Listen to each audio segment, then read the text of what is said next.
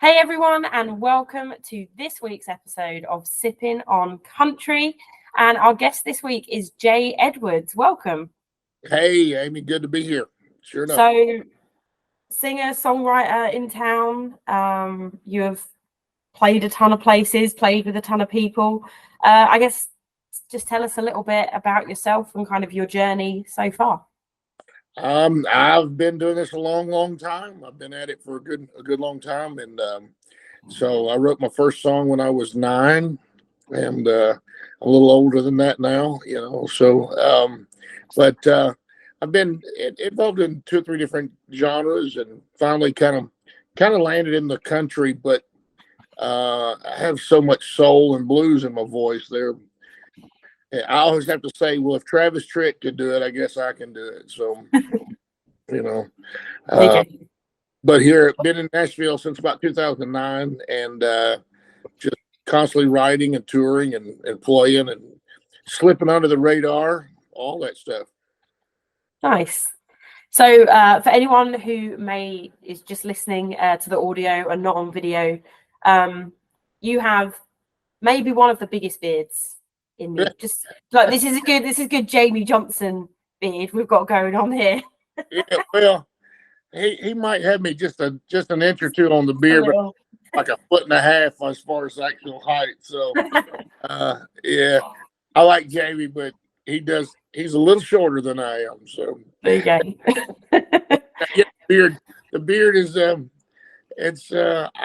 was a late in life thing. I never had a beard, and then say, I don't know, 5, 6 years ago, I'd said, let's see what we can do. And I grew the hair. The hair was long. I mean, it was always short.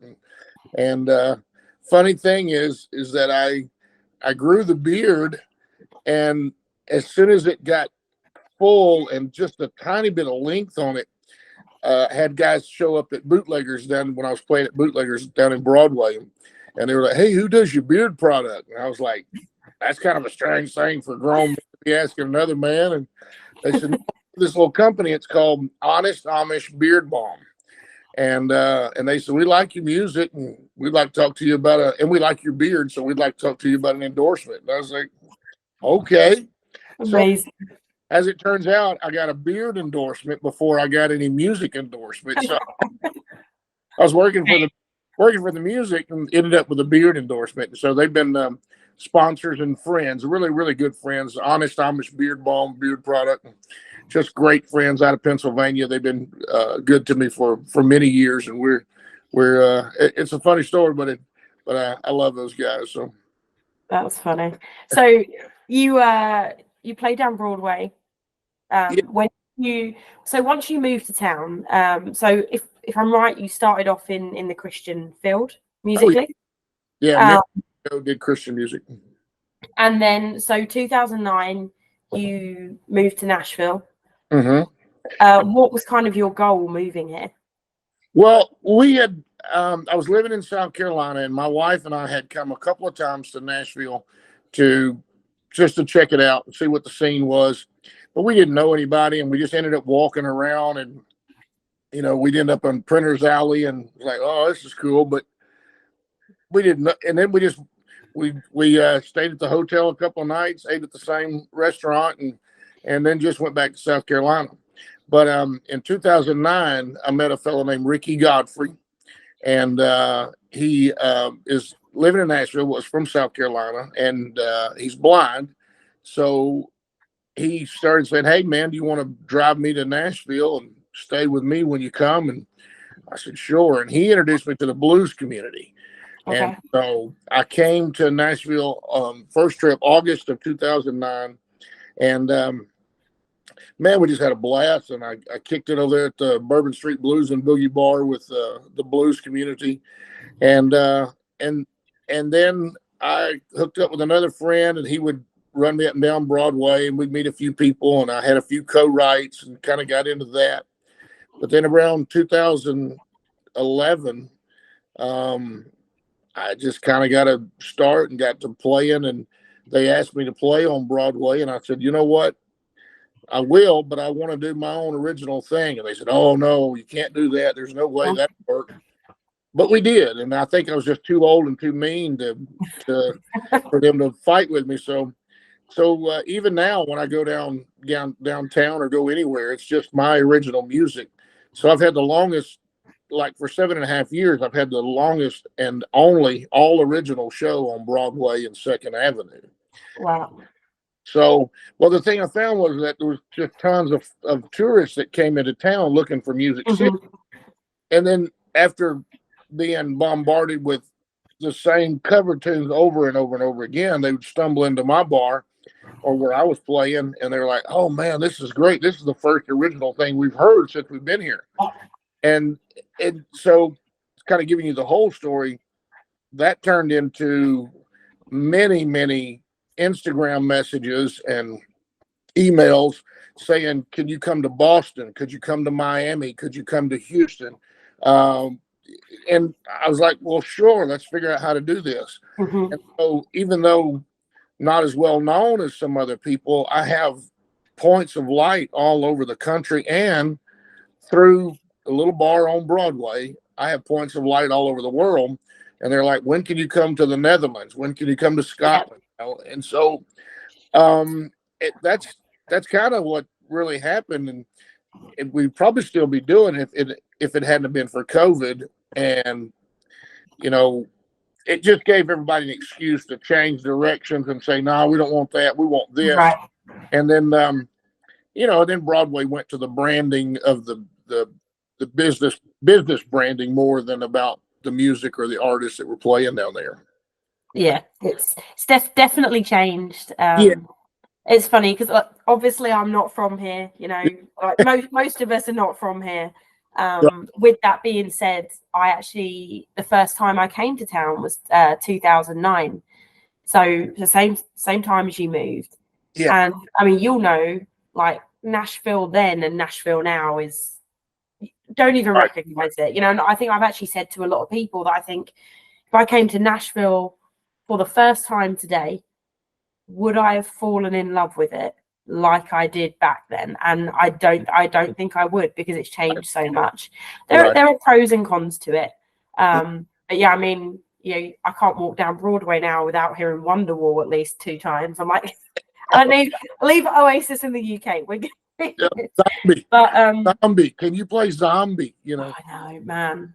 Yeah, look, and I love it, and there's a place for it, and I think it's great from a tourism standpoint. But I mean, yeah, it's really changed here. And then with COVID, I feel like COVID just upped the ante. When we came out of it, it got even bigger, which is great for the artists playing on Broadway, because there's money there. You can play an afternoon slot on a Wednesday and your tip jar's full. Right. And I think a lot of that too is because they've learned this tip jar hustle and how to manipulate and do that. And I think it's also because of the disappointment of a lot of the tourists that come to town, and they're like, "Oh, this is not what I thought we were getting into. Might as well just go ahead and do like we do at home and get drunk." Right. So, I've heard it a million times. Well, the drunk tourists, I don't know if the tourists would even be that drunk if we were still doing what Nashville was in the first. Yeah. So I'll put a little twist on it for you. The funny thing is that we've moved off of Broadway, but we've moved up to 5th and Broadway to the Assembly Food Hall. The food court. So yeah, here's a big thing for my career. I've moved to the food court. Woohoo! But here's the deal. People are coming to Nashville, going to Broadway, being totally disappointed, tired of paying Uber, and they're like, "Well, okay, we can't all get into Jack's barbecue, so let's go. There's a food court right up here." And they go in, and it's a little bit more upscale. It's not, just Sbarro and right place. It's a little bit more, but they get your Nashville staples are in there. You got your Princes, your pharmacies. Everyone can have a bit of everything. When you get there, there's a great view of the Ryman and some pieces of Broadway, and there's a big stage with a band, and there's this old guy with a big beard playing all original, and they're like, "Oh, yeah, this was going to happen. This is great. And it's really funny. I mean, after all these years, I end up playing the food court, but that's where I meet the most tourists that are excited about music. And they're every week. It's every time I play there, it's like, hey man, when are you coming to Montana, or when are you coming to Spain? I mean, it's Right. so that you just meet all kinds of people there. So we're loving it. Still running around playing and ended up at the food court. So Which, yeah, the newest, maybe most commercialized part of Nashville is the bit that's giving us the like town home rootsy music. exactly. So So you said you've had the opportunity to tour around the world. So have you been out to the UK and Europe and no, not in a long time. When I did Christian music many years ago. We did a run and spent a few weeks in the UK, and then it was Canada and Mexico. We would do stuff like that.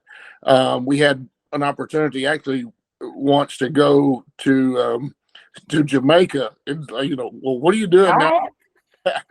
But there were some churches in Jamaica that actually went over, and that was funny. But it didn't happen. But this time I have been mostly in the States, and for a good while, and we've been playing there, but running around. I told you we go this week. We leave tomorrow, and our Thursday, Friday, Saturday in Texas, and then back in Arkansas, my home state, on Sunday for St. Patty's Day, and playing over there with some friends of ours. So, but how do you find the Texas music side of things? Because obviously, I mean, that in itself, Texas has its whole own music scene. I mean, is that something? What's the word? What am I trying to look for? I guess when you go there, like how does that differ to what it's like in Nashville, and do you prefer it, or is it just? I do, and but I'll tell you, it's different levels. Okay, so one thing is the reason why the scene is different, and the reason it's different in Nashville is because the venues and the bar owners and the establishment and those in charge down there still. They're still pushing the honky tonk atmosphere. Mm-hmm. So when you go into a nice size bar or venue in Texas, there's a stage, there's an area to dance that does not have beer pong or cornhole game, and that's not in front of the stage. Yeah, and then there's a bar over to the side. And then there's plenty of either dancing room or places for chairs and tables for people to sit and enjoy the music. There's not a lot of video golf machines or that stuff crowded up near the stage. There's a stage for music. There's an area for dancing or crowding the stage. There's an area for seating. And if you want to, or pool tables, pool tables are over in another room, completely in another room. Okay. So you're laying the groundwork for, if you come here to this bar, you're going to have a good time, but it's going to be focused on the music. So we're not putting a pool table in front of two guys, playing music. We're actually saying you can dance or you can just watch the music, one or the other. And so that's one cool thing about it. So the platform is already provided there. That's what we don't have here in Nashville. Nashville, it's about something totally different. You buy our merchandise or buy our T-shirts and our hats and stuff for it, and say that you were at Jason Aldean's, or that you were at Old Red. That's awesome. Say that you were here, but you could there could be a Golden Tee golf game right up next to the stage, and about the time the guy gets to hit it and say his line as a songwriter, the most powerful line of the song, and that's the golf machine just went off. Yeah. So that's the groundwork and the platform. And then all those guys out there just running around like they did here in 15, 20 years ago when you had Lee Brice and Jamie Johnson and Jared Neiman and Keith Urban and all those guys meeting up every morning at Nashville to sit over there and eat breakfast and talk about it and go out support each other. Well, that's what you have in Texas now. So maybe the songs are not as good as they were 10, 20 years ago. I'm not saying they're not. I'm just saying if they're not, they still have all the backing of all the friends that are like, oh, yeah, I love that.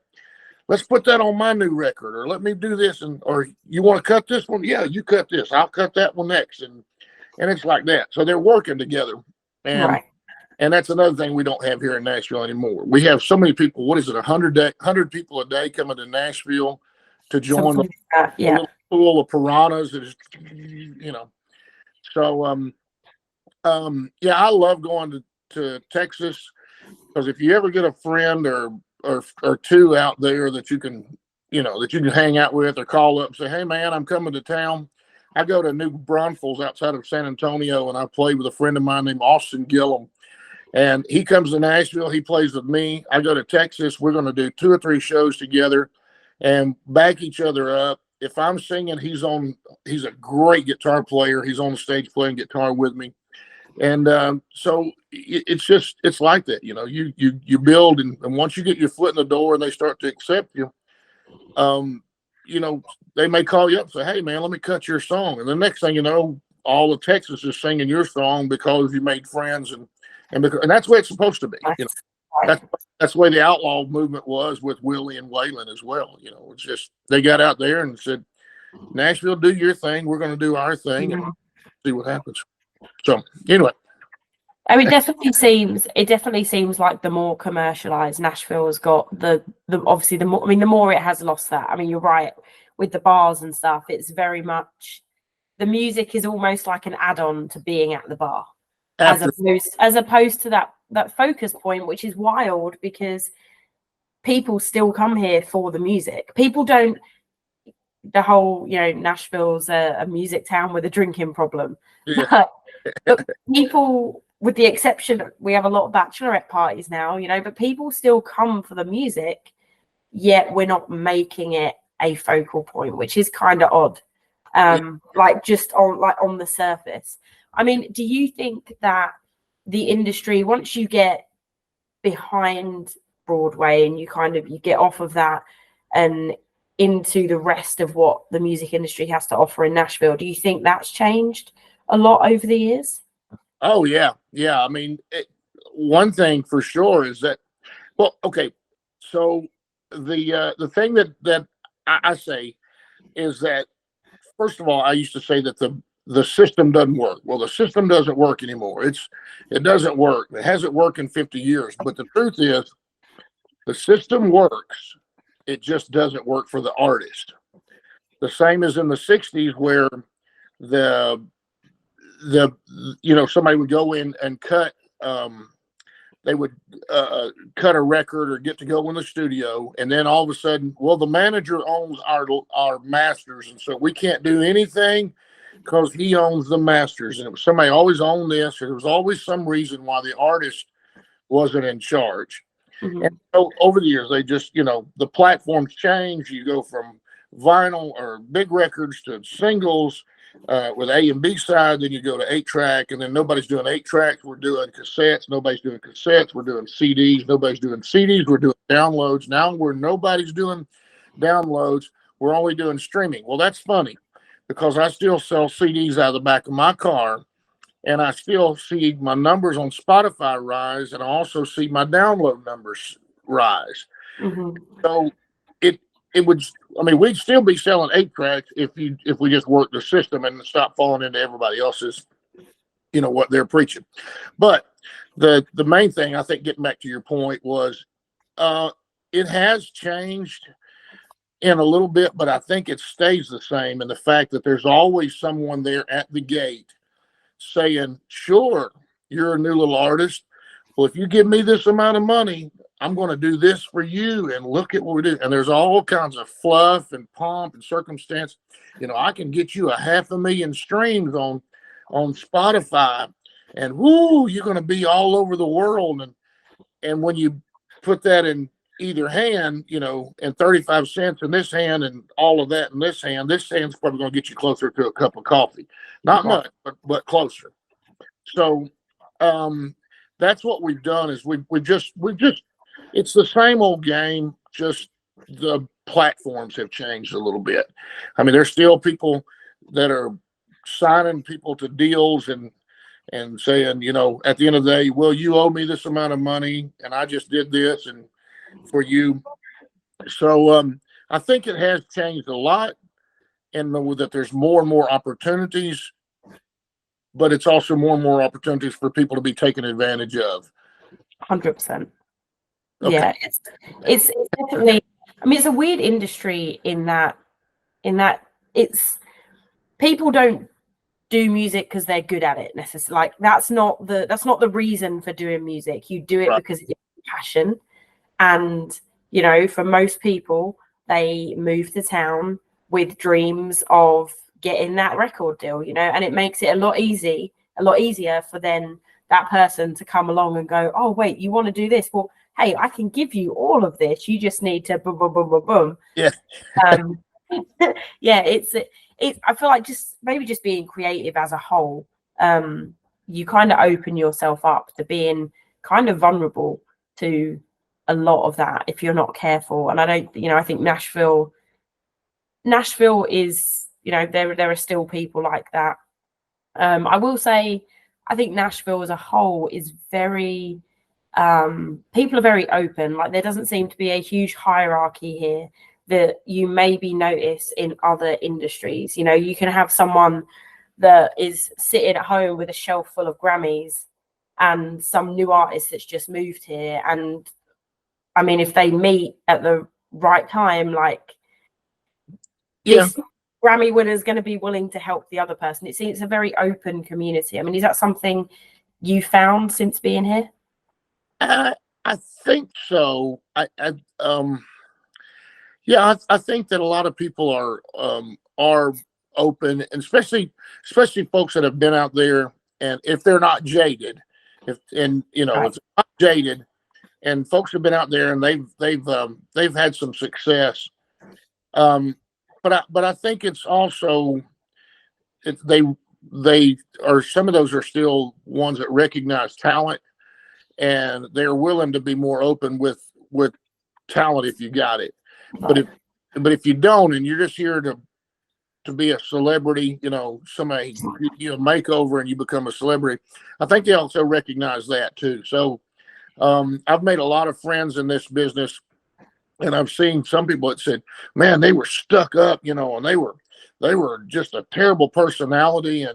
And I was like, they weren't that way with me. I really enjoyed hanging out with them, but it's because we kind of bonded on that level. And I'm not saying that I'm talented like that. I'm just saying that, that's kind of where. And then I noticed the person that's usually saying that is the person that's, they're not as good as they think they are. How about that? Right. So yeah, no, I've definitely had. Was it a few weeks ago? Actually, I was speaking to someone, and a country singer's name came up in conversation, and I've worked with them a few times. And this person was like, "Oh, I hear they're horrible, blah blah blah," and I'm like, "Don't have a bad word to say." yeah, Like, I have never had an issue. right. But so it definitely depends every now and then, especially when depending on how you meet people. But kind of circling back round to your music, and the fact that you are able to go out in Nashville and play original stuff. I mean, that is a rarity. Most places, they don't want it. They want you going and they want you playing Blink 182 and which is fine. Again, it serves its purpose. But so you kind of move from that Christian field into now like very kind of gritty, bluesy. I mean, your voice is fantastic. Like you have that blues, gritty soul. I mean, where did that kind of lead? How did you end up in that area? Oh, I've always had it. I was raised up in in the Pentecostal churches and singing and getting with it. My dad said they used to give me the hollering songs. So, I mean, since I was 12, my head was this same size. And I was, the Lord said, "Here, picture Moses by the Red Sea shore." And so I've always done that. And I think it was just an influence of a lot of different, the black gospel and the old, again, the old church houses and way out in the middle of nowhere. And there's an old story about at my grandfather's church in Louisiana many years ago that a young evangelist came and he said, "Can I bring my friend? He plays piano." And man, they had revival, and this guy's just playing the piano, and the other dude was preaching. It was Jerry Lee Lewis was the young man over there on the piano, and so that that's the background I come from, is that type of stuff. But I got hooked on the country writing and the stories, and my dad was. Some folks said the world's greatest storyteller in his ministry, and I mean, he had the ability to hold you in the palm of his hand until make that point, and then next thing you know, you're in the altar. And so hopefully I got some of that from him. But I love those stories. I love telling a story. I'm not real big on this new pop music in country that is more of a grocery list, just throw a bunch of phrases, and then when you get down to the point, you got this one phrase that could have been anywhere in the song, but you made that the hook of the song, and so you just keep, it's a long, long road. Well, it's a long, long road. Lord, it's a long, long road. Repeating that. I mean, you didn't set me up. You didn't. It's not really a hook. It's just a phrase, Yeah. So I'm just not into that. I love going back to the old school way of the songwriting, and people waiting to hear, how does this story end? What happens? What does that bridge do? What happens at that bridge that turns all this back around? And so we were just writing a song today, and I said, "Man, you know what this is?" Oh, I'm sorry. A couple of days ago, we wrote this song, and I said it's a modern day. You picked a fine time to leave me, Lucille. Love it. That's just the whole way and that's what you're thinking this whole time in this song. And like the last line of the verse or so says, "Come on, let's get out of here and give this one more try." And so it's oh yeah, come on, do it. You can do it. And there are people out there sitting there waiting. Oh, right. She goes and tries one more time, with this guy. So I get it. I'll tell you a little story. They said when I first came to Nashville, I tell this all the time, I went down to the offices of NSAI, the Nashville Song Association International, and I played them a few of my songs, and it was a younger guy, and he just leaned up on the desk and he said this. He said, "No, you just need to keep on going to Memphis, son. Just keep on going to Memphis." And that's funny because Memphis said, "No, you just need to keep on going to Nashville. No place for you here." So I know I got the blues and the soul in my voice, but I love those stories. And I think we're falling now into not even classic country. I think they're just throwing us all in a bunch of Americana basket, and we get, you go in that basket because we don't know what else to do with you. Right. I feel like they're definitely, like a few years ago, it started to seem like as if you sung and played guitar, didn't really matter how you sung or how you played guitar, but as long as you did both of those together, you were country. Yeah. And I'm like, there has to, like, and don't get me wrong, like I think there's a lot of really good stuff coming through, but it's definitely, but it just doesn't necessarily fit. Do we have to fit it into a box? Not necessarily, right. Says the person who called her podcast Sippin On Country. But yeah. I think it definitely has broadened. I think, and I'm probably going to say this about 50 million times, but again, that commercial side of things, while I see the positives of it, I think that is one of the negatives, is that you are starting to lose what country music is. And look, I didn't grow up with it. I grew up in London. My dad was a big music guy, but never country. So I grew up on James Taylor, Carole King, Elton John. You know, like country was not, I mean, yeah, James Taylor, Carole King, maybe closer to it. But like country was never my forte. That being said, when I did start listening to it and I started digging down, it was the Lucilles and the like Loretta Lynn and perhaps like all the just there's something you can't beat with that storytelling. Right. That being said, there are some of the new songs that, you know, and Florida Georgia Line, right? They point of contention in country music, maybe. The start of that bro country era. But with that being said, if you're out and Cruise comes on, everyone's gonna sing along to it, right? Like is it a great storytelling song? No, it's not. But does it have a great melody and is it catchy? Yes, and it serves its purpose. I think there are a few artists coming through though, but you do kind of have to dig. You're not going to find them on the radio. Right. And I'll just tell you this about that I say, and I'll just leave it. But you know, Tim Wilson, the comedian, he songs, and he had a song one time called The Booty Song. And all it said was, we got the booty. Who got the booty? They got the booty. There's a big booty. And he said that over and over and over. And it was the most requested song on the morning show, all the radio stations all across the world. Because it was ridiculous. It was silly. And but every morning, I mean, the DJs would say, okay, on there, we are going to play the song, but we cannot play it 100 times in this hour-long show. So we will play it. Stop calling, and you know, so you know, and it's basically what we're getting fed as well. Somebody's making the decision to say, oh, that's what we're going to do. It's I learned this 2 years ago or a year and a half ago when we released a song to country radio. It was my first time to go through a radio promoter and do this, and so it's not built on the request. If you get 500 requests at a radio station for that song, if you played it 500 times, that's not what makes the numbers go up on the Music Row country charts. What it is, it's the promise of the week before, the guy saying, yeah, I'll give you 10 spins next week. And so next week you're going to get 10 spins. So if in that week they actually played it every time somebody requested it, which is 500 times, it never adjusts what was already told last week. It's like, you're only going to be up to this point. You only get credit for those 10 extra spins.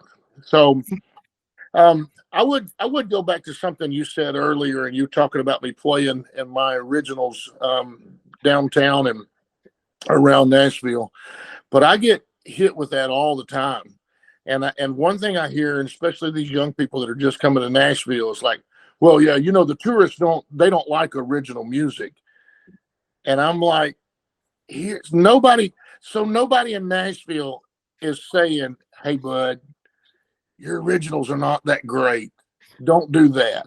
And the venues are not telling them that. They're like, oh, no, the tourists don't like original music. No, they like original music. They just like good original music. And just because a guy can get up there or a girl can get up there and sing Bobby McGee better than anybody else in the world, or she thinks better than anybody else in the world, and she's written 2 songs, and the tourists don't like them 2 songs. Well, you can't say that they don't like original music. We wouldn't be here. None of us would be here doing music if people didn't like original music. Exactly. They just don't like yours, you know. And that's one thing we got to get back to in Nashville too, is there's got to be some no's. Somebody's got to say no. You know, I don't want to take your money. I do, but I'm not going to take your money.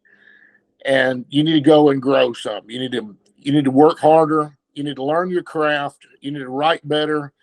You need to take some voice lessons. Nobody's doing that. They're just taking their money in $1,500 increments or whatever, putting together a single, slinging it against the wall, they come out with 500,000 streams, they're no better off than they were before. They're just giving it away, and it's the same thing. So until we finally get down and somebody realizes, you're not catching fish out here. You're just, it doesn't matter how far you sling your hook out, you're not catching fish. So there has to be some reward, and there has to be some levels and a thermometer or something to gauge your success better than you got 500,000 streams.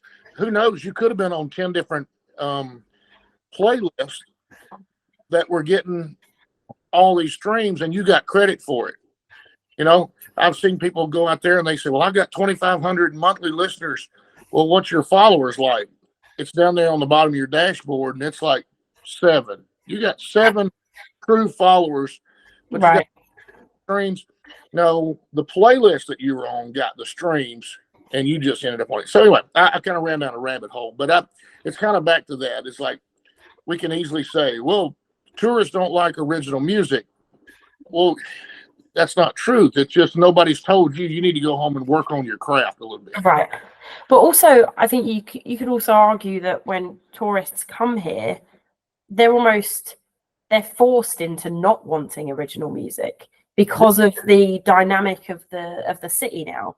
It isn't geared up. I mean, I had a friend come into town and they wanted to play writers' nights, and I was like, where can you go and just show up and play? And I remember when I used to come out every year from 2009, and we'd have like at least 10, 15 writers' nights that we could just roll up at and sign up on the evening. And I sat there and I was like, I mean, no, wait, you can't do no. Well, I was like, damn, and I mean, there's still writers' nights, but for the most part, you have to be booked in, and you're booked in if you know the person who's booking. But in terms of places where people can and even those, there's not that many. I mean, you've got like Demumbrian. Yeah. There's so few spots. Yeah, there are, but I will tell you this, and I'll take this kind of I see what you're saying. I'll tell you this, but if you were to spend 2 weeks here and get to know that person just a little bit, and they say, hey, I'm a songwriter, in 2 or 3 weeks you'd be up on that show, because they're of course, they're taking anybody and everybody, that's a songwriter, and it's I have friends that run some of those rounds, and they're probably going to get mad at me when they see this, but there's some of them that it's just like, dude, what are you doing? That some of those people have not paid their dues enough, and they're not.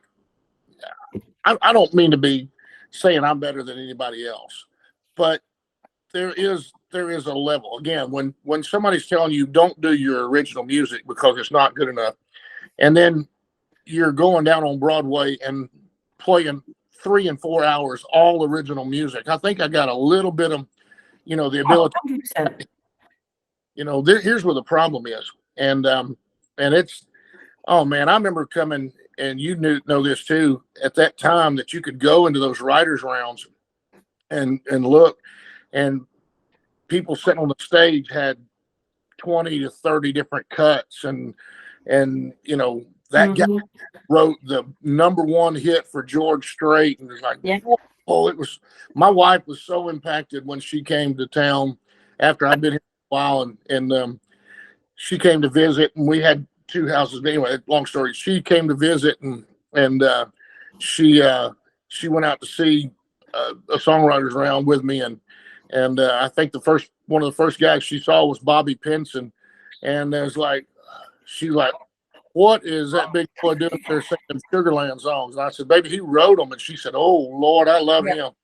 And that was it. It was like, man, that's where the song was made. And now, you get not the same.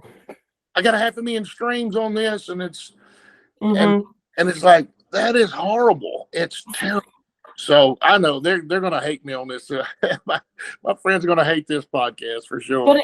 But it is. I mean, it's the way that the city's gone. You know, Yeah. and Yeah. I think sometimes, I don't know, maybe it has more to offer than maybe it is offering right now. But Yeah. I think it's going to come full circle. And like I say, the fact that there are still people like you that are able to just do your thing, and you know that shows it's not all is lost. You know. I agree with you that, and Nashville's gone up and down and up and down, and it's had really, really lows and really, really highs. And we just might be in a low right now, but there's got to come a revival. And just somebody say, okay, wait, stop. That's enough of this polishing, stuff that shouldn't be polished. There's enough of that. Let's get back to grassroots and concert. It's the same thing with the concerts. $400 for a ticket, or $1,000 for a ticket to be in the nosebleed section. Yep. And somebody just told me that Sam Hunt was giving away. Oh, I should have said his name, but that an artist was giving away 2 tickets for $25 here in Nashville. That just a few years ago selling out arenas, and so, but which might not be a bad thing. That was as a rabbit hole. We don't have to go down that one. But I think there's going to be an awakening and kind of coming back to it, and some cool people are going to start saying, man, just show me where the real music's at. Where's the real stuff happening? That's why Music Valley is blowing up right now. Mm-hmm. Everybody wants to go out to Music Valley, and even if it's to go to Music City Bar and Grill and just see those old codgers sit out there and play and sing them old songs. It's let's get back to where it was real. Yeah, you can definitely still find it, just not down Broadway. Not to say, I mean, the people that can't talk. The people that are playing down Broadway, I mean, they're all fantastic musicians. Sure. But it's just, is it necessarily where things want to be? I hope it'll kind of come full circle. But I heard you could go to the food court down there, and oh, so they say. Who's playing the food court? That's it. Who needs Tootsie's, a steak? Like, don't worry about any of those. Go to 5th and Broadway. Yeah. So do you play there regularly? It's about twice to 3 times when I come home. So if I'm out on the road, we can't run back, and get here. But since last year, it's about twice to 3 times, once a week for 3 times a month or so. Okay. So like a Wednesday, usually it's like a Wednesday or maybe a Thursday. Tuesday, we're doing a Tuesday coming up at the end of the month. Okay. And it's just, it's earlier in the week, and so it's not. I'm staying away from Broadway on the weekends, and it's at the food court, but it's where people can come through and say, "Oh man, I just came up here to get a taco, and this is great. I love it." There you go. So if you're in town, 5th and Broadway, that's where you need to be on a Tuesday or a Wednesday. Yeah. And there's a high chance we'll see you there. Yeah. So I want to quickly touch base on your music that you have out, where people can get it. Obviously streaming, but if they don't want to stream and they want to be old school and they want a physical copy of your music, which, by the way, people, and I know I've said this in previous episodes, this is where artists are making their money. You can stream all day long, but go out, buy the physical copies. Right. Well, that's the thing. If somebody's willing to buy a CD and buy stuff like that, even downloads, if they're willing to do that, then they're willing to drive 4 or 5 hours to come see you in a concert too. So, that's the biggest thing. I'm trying to tell people that some of these platforms are not putting butts in the seats, but butts in the seats are putting, keeping those platforms in business. But we just finished that Running on Fumes CD, and last year around June. We haven't done a whole lot with it. We've just been so busy with everything else, but man, it's amazing. I love that record. So I'll make sure that we link out to that, and in the description we'll get all the links for your music, everything. Assembly Food Hall, you know. yeah, Maybe I'll even put a list of the restaurants. yeah, yeah. Well, folks can catch us out on the road a lot too. We do a thing with here's me dropping names, but I do a lot of work with Keith Burns from Trick Pony. Nice, I know Keith. Yeah, Cody McCarver, who was with Confederate Railroad for years, and then of course my buddy John Schneider, and he was everybody knows him as Bo Duke from the Dukes of Hazzard, but people forget that in the '80s he had like 4 #1 hits, and I believe nine songs in the top 10 on the music charts, the country music charts. It's just phenomenal. And the thing is that he traveled. He lived in the house with Johnny and June. He stayed with them. They did a movie back years ago called, I think it was Stagecoach, and in it, and Willie and Johnny Cash, and it just kicked it off, man. And those guys hung out, and he can tell you stories about your country heroes, and he was hanging out with them, and so we're on the road with him doing some things. We'll be out here this weekend, the 15th at Rednecks with Paychecks over in St. Joe, Texas, and it's just the biggest fun, because everybody says Bo Duke, Bo Duke, and then he starts singing, and you're like, oh, I remember that hit. Oh, yeah, cool. And he's cut some of my songs and stuff, but that's just what I want to do. I want to go play and hang out with buddies, and Willie Nelson, biggest promoter ever. Just, hey, come sing this. Hey, you get out here and do this, and we're gonna get together. And it's about like being around a bonfire all the time with your buddies, just playing music, and except a bigger audience. So I love it. That's all I want to do, really. And so we're not here competing or fighting or nothing. It's just trying to provide the world with some good music and a safe place for them to come and listen to it. I love that.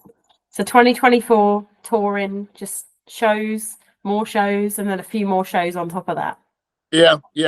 We do have, I'll tell you this, in 2020, I did an album called Average Guy, because I wrote a song with Dan Smalley called Average Guy. And finally put it on a record. I had 16 songs on the record. And I did that, put it out. But we were all locked down, and we're having to send it emails and stuff and Dropbox folders back and forth. And I've just never been that happy with it. It was a rough thing, and it was really raw, and people loved the songs on it. And they said, oh, I love it because it's so raw. And that's the thing that would grind on my nerves, because it was so raw. And there's a couple of things I wanted to clean up on it. So first part of last year, I thought, well, here's what I'm going to do. I'm just going to take that down. I'm going to redo it, call it the radio version, and I'll put it right back up. Well, I guess somebody wasn't helping me, and so I didn't realize that, now people can't get the downloads of that, and they paid for those downloads, and I'm like, oh my gosh. So have people call me and say, hey man, this thing don't work. It's like, oh, okay, I'm going to get it right back up, and then I'll take care of you and make sure you so I'm trying my best. We're going to be promoting the new record, the Run on Fumes, but I'm trying my best here just in the next month to finish that one up. And it's almost finished. I just got to do the remix and master it, and we'll just shoot it back out. Amazing. So that'll be coming up. But it's to make up for, because I pulled it down. So I mean, nobody, independent people, they don't tell you stuff like this. They just learn on the fly. This was learning curve. That's what this was. So we're doing that, but I'm gonna try to put out more and more records and stuff. I've got a stack of songs back behind me that are they're just dying to go on the and people are asking for them. So I'm gonna get it out there this year. We're gonna do some more. We'll start doing maybe every 12 to 18 months. We'll start putting out a record. So, nice. It's the way to do it. Just keep it coming. Keep it coming. Yeah. So, and we might even play the singles game a little bit too. Put some singles out. You do single, EP with all of those singles, and then a couple more singles and an album with the EP and those additional singles. Job done. I know. There's what you need to do is you need to do this, and then Yeah. And, Whatever happens. Well, you know yeah. what? Either way, I'm going to be listening because, Thank you. I look forward to hearing it, and I'll definitely link out to that. Say we'll put all the stuff in the description.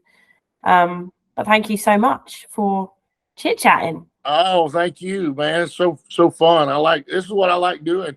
As much as I like singing, I really like talking and stuff too. So Me too.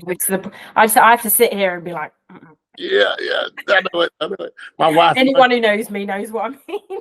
Well, my wife is never in any of these meetings and interviews or anything because she'd be like, "You got just zip it," and yeah, it's just too much. You're just talking too much. Never talking too much. I lived in South Carolina. They had T-shirts made up. It said J ... Shut up and sing, and they pulled a fire out of those T-shirts, man. That's funny. I love it. Well, I'm going to make sure I link to everything. And again, thank you so much, everyone. We are going to be back next week with another episode of Sippin On Country. We have a ton of awesome guests coming up, so we will see you all soon.